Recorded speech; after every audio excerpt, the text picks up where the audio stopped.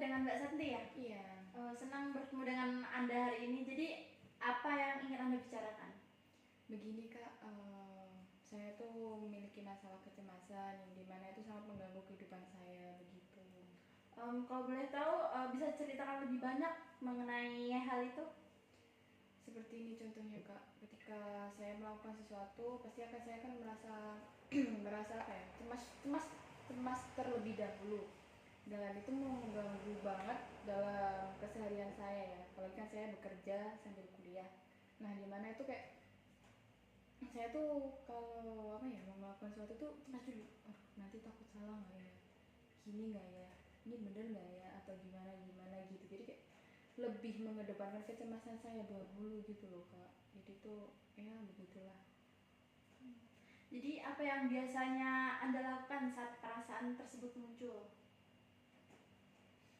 Biasanya sih aku cuman kayak diem, tarik nafas gitu-gitu aja.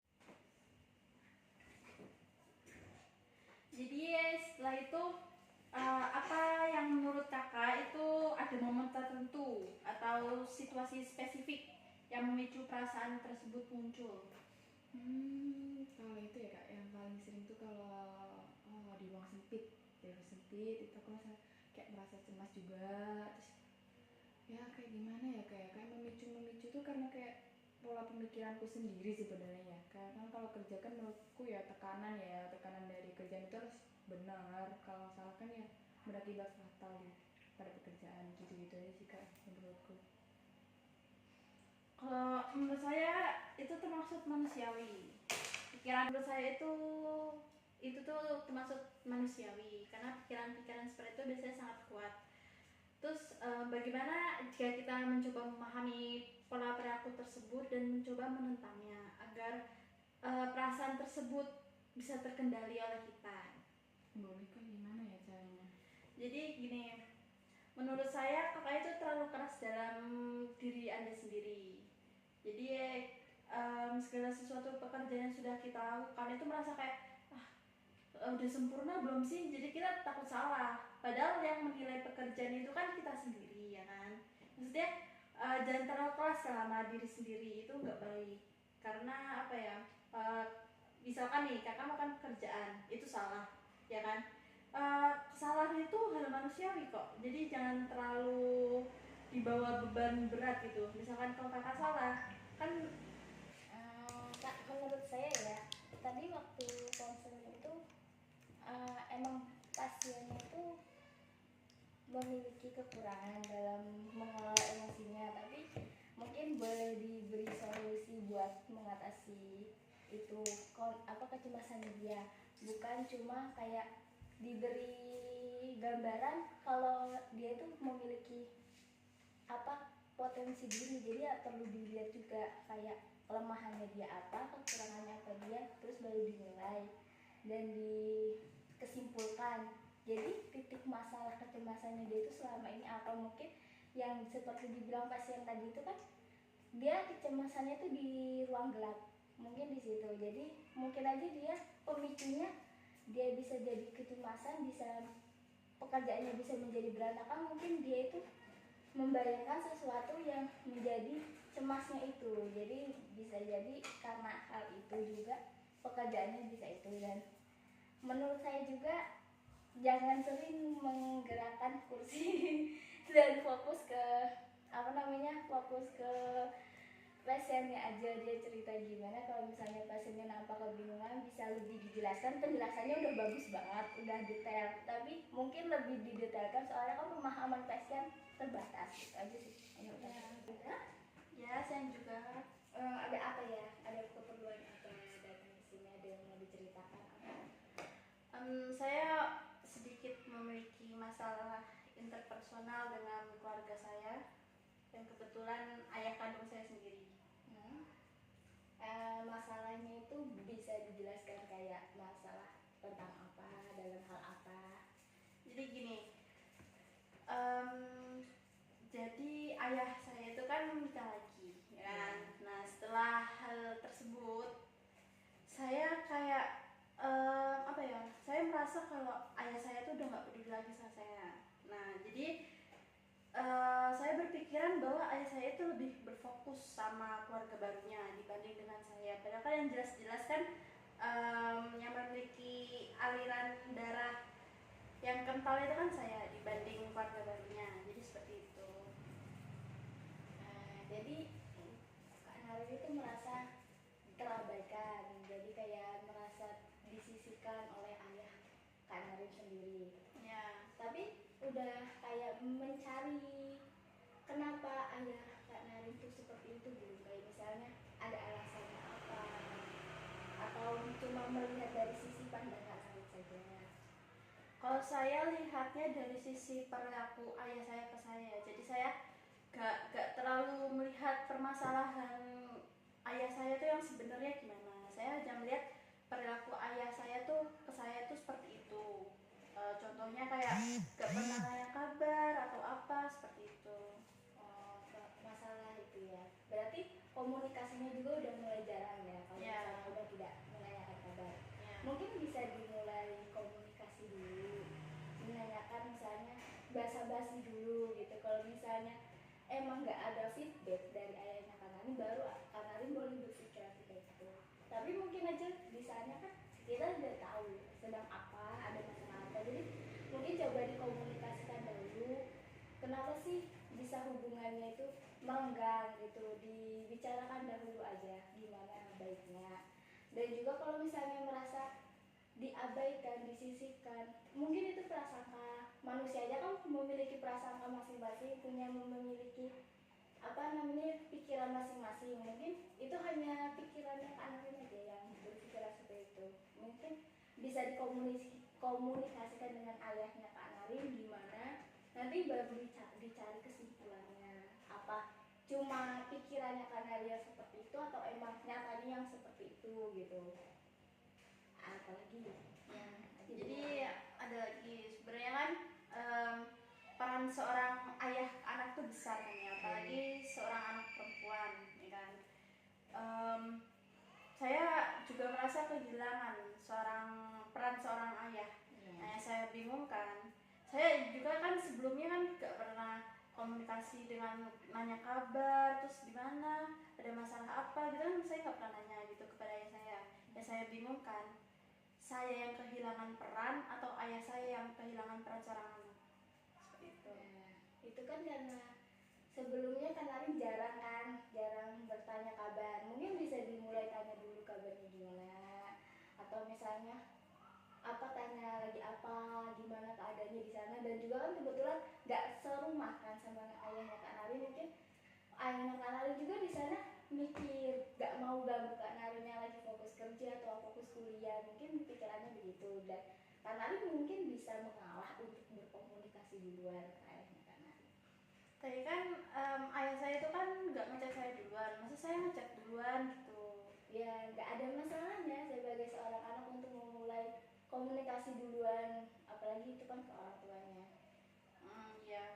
Kalau saya boleh minta saran tuh baiknya gimana ya untuk memperbaiki hubungan antara saya dan ayah saya. Maksudnya kan saya kan udah lama nggak berkomunikasi, terus saya juga udah lama banget udah nggak pernah ketemu, apalagi kan saya merantau. Nah, cara memperbaiki hubungan interpersonal antara saya dan ayah saya itu gimana? Nah itu salah satunya itu cuma komunikasi aja. Kalau misalnya komunikasinya udah baik, nanti juga bakal ketemu hubungan baiknya juga gimana kan. Semua hubungan itu ada jalannya, itu ada di komunikasi. Kalau misalnya komunikasinya buruk, juga bakal berdampak dengan hubungannya.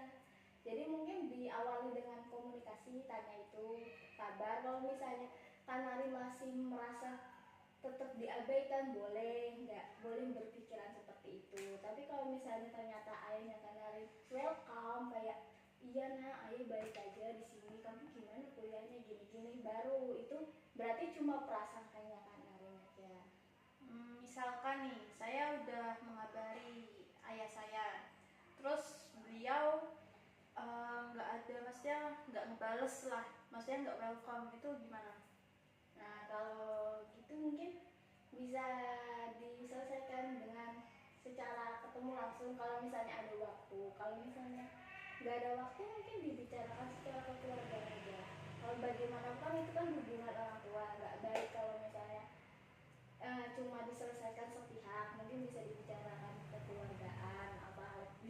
kasihan lah ibaratnya antara Kak Narin dan ayah Kak Narin tuh gimana hubungannya ini gitu.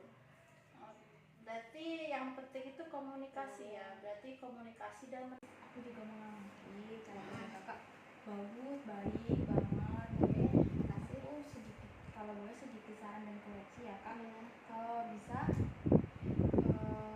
pas waktu lepasin itu pertama-tama jangan langsung ke intinya ya kak, soalnya kan kayak jadi terkesannya kagok gak sih kak. Nah seperti itu. Kemudian dan mungkin lebih baik dengarkan dulu pasiennya untuk menceritakan masalahnya, biar kakak juga nangkepnya lebih enak, terus nanti kakak jawabnya itu nggak salah paham lah nantinya pasien dengan masalahnya. Kemudian ada baiknya juga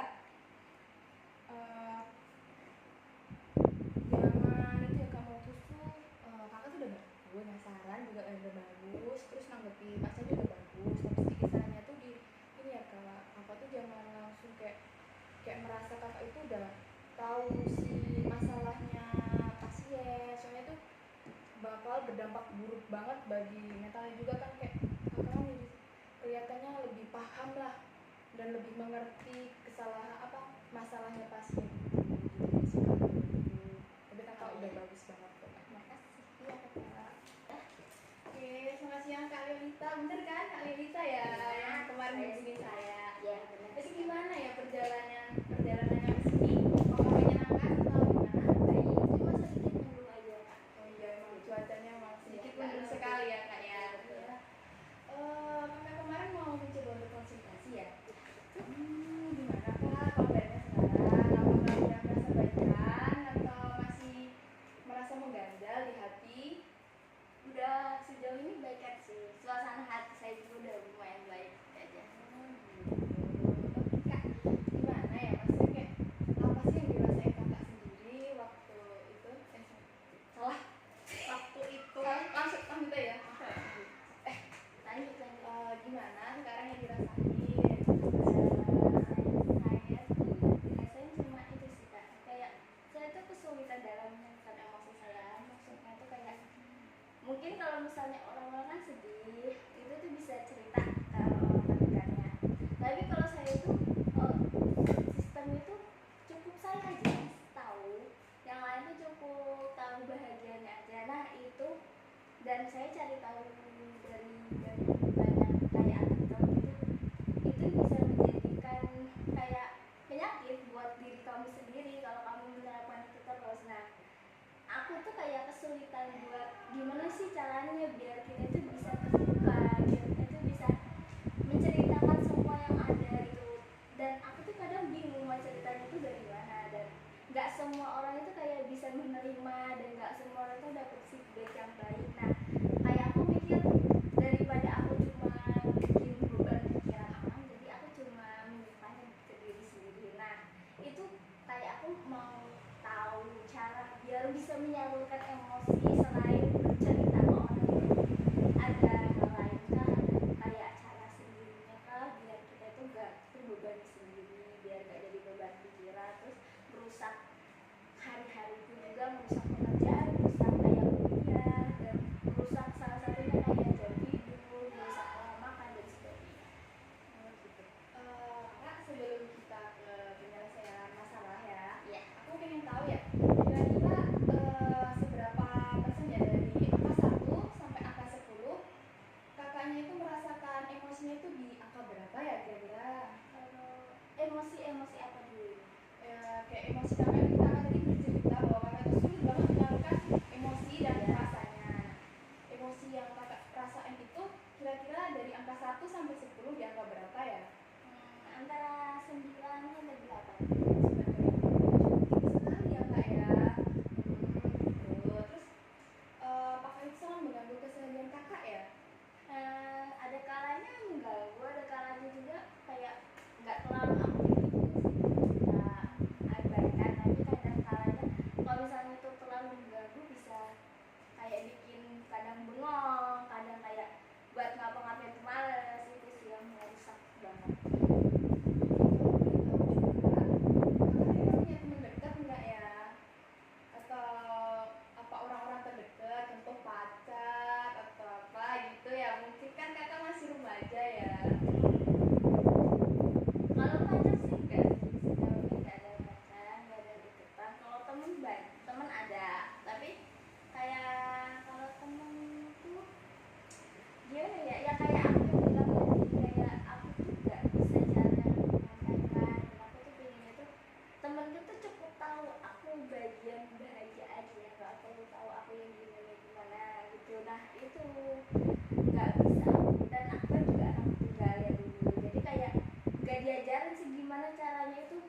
kamu tuh terbuka sama orang di luar itu, kamu terbuka sama saudaramu itu. Nggak, aku nggak pernah belajar begitu dengan kamu kan.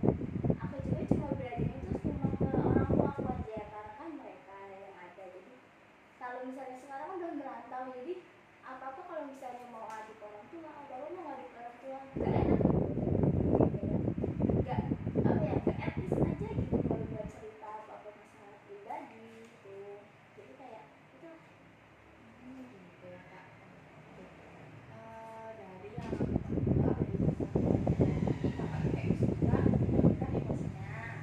Nah kemudian selanjutnya kayak sektor pertemanannya kakak itu sangat sulit untuk diajak cerita, intinya gitu kan? Kalau diajak sulit aja cerita sih enggak, kayak kalau diajak cerita ya enak-enak aja, welcome juga, tapi kayak masalahnya tuh ada di aku mungkin. Oh, jadi gini. Jadi tuh kakak tuh lebih sulit ngomong ke temen lah intinya gitu. Terus orang tuh juga sulit untuk menceritakan. Oh, gitu. Oke. Saranku ya kak ya. Kakak bisa coba menulis masalah kakak itu dengan biasa ke kertas, coret-coret biasanya. Di situ kakak bisa tahu emosi kakak seberapa. Jadi kan kakak bisa lihat kayak dibikin jurnal lah. Artinya satu hari ini kakak seberapa sih emosinya. Nah sebenarnya kakak tulis kalau lagi emosi, terus kalau ditulis emosi, kalau lagi emosi ditulis lagi. Nah, nanti bisa dibandingkan gitu. Terus kan kakak kan harusnya tuh juga mencoba dengan apa ya, misalnya di lingkaran keluarga kakak bisa memulai dengan orang tua sih juga bisa ya kak. Sebenarnya tuh orang tua tuh kayak bukan merasa terbebani, apa mereka tuh menurut saya ya, kayak merasa terbebani jika kita yang lebih tertutup begitu kakak. Kakak bisa coba bercerita ke orang tua sedikit demi sedikit dulu gitu kak. Dan untuk masalah pertemanan ya kayak menurutku sih nggak apa-apa sih kakak cerita ke teman, tapi emang ya kakak harus benar-benar percaya sih ke teman itu. Dan jangan kayak gimana ya, merasa membebani teman kakak. Teman kakak tuh mungkin juga punya masalah. Untuk permasalahan tadi Ya